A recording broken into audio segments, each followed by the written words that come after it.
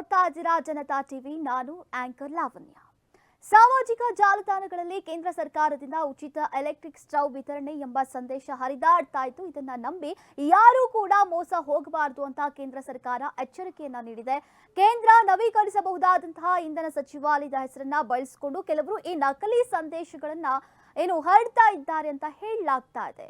ಆದ್ರೆ ನವೀಕರಿಸಬಹುದಾದಂತಹ ಇಂಧನ ಸಚಿವಾಲಯ ಅಂದ್ರೆ ಎಂಎನ್ಆರ್ಇ ವತಿಯಿಂದ ಉಚಿತ ಎಲೆಕ್ಟ್ರಿಕ್ ಸ್ಟವ್ ವಿತರಣೆ ಎಂಬ ಯಾವುದೇ ಯೋಜನೆ ಜಾರಿಯಲ್ಲಿಲ್ಲ ಅಂತ ಕೇಂದ್ರ ಸಚಿವ ಪ್ರಹ್ಲಾದ್ ಜೋಶಿ ಅವರು ಸ್ಪಷ್ಟಪಡಿಸಿದ್ದಾರೆ. ಸರ್ಕಾರದ ಯೋಜನೆಯ ಹೆಸರಿನಲ್ಲಿ ಜನರನ್ನ ದಾರಿ ತಪ್ಪಿಸುವಂತಹ ಅಥವಾ ವಂಚಿಸುವಂತಹ ಉದ್ದೇಶದಿಂದ ಇಂತಹ ಫೇಕ್ ಮೆಸೇಜ್ಗಳನ್ನ ಈಗ ಹರಡಿಸಲಾಗ್ತಾ ಇದೆ ಅಂತ ಎಚ್ಚರಿಸಲಾಗಿದೆ. ಹೀಗಾಗಿ ಸಾಮಾಜಿಕ ಜಾಲತಾಣಗಳಲ್ಲಿ ಇಂತಹ ಸಂದೇಶಗಳು ಕಂಡು ಬಂದ್ರೆ ಜನರು ಎಚ್ಚರಿಕೆಯಿಂದ ಇರಬೇಕು. ಸರ್ಕಾರದ ಯಾವುದೇ ಯೋಜನೆಯ ಬಗ್ಗೆ ಮಾಹಿತಿ ಪಡೆಯಬೇಕಾದ್ರೆ ಸಂಬಂಧಪಟ್ಟಂತಹ ಸಚಿವಾಲಯದ ಅಧಿಕೃತ ವೆಬ್ಸೈಟ್ ಹಾಗೂ ಪರಿಶೀಲಿತ ಸಾಮಾಜಿಕ ಜಾಲತಾಣ ಖಾತೆಗಳಲ್ಲಿ ಪ್ರಕಟವಾಗುವಂತಹ ಮಾಹಿತಿಯನ್ನ ಅಷ್ಟೇ ನಂಬಬೇಕು. ಅಷ್ಟೇ ಅಲ್ಲ, ಅನುಮಾನಾಸ್ಪದ ಲಿಂಕ್ಗಳ ಮೇಲೆ ಕ್ಲಿಕ್ ಮಾಡಬಾರದು.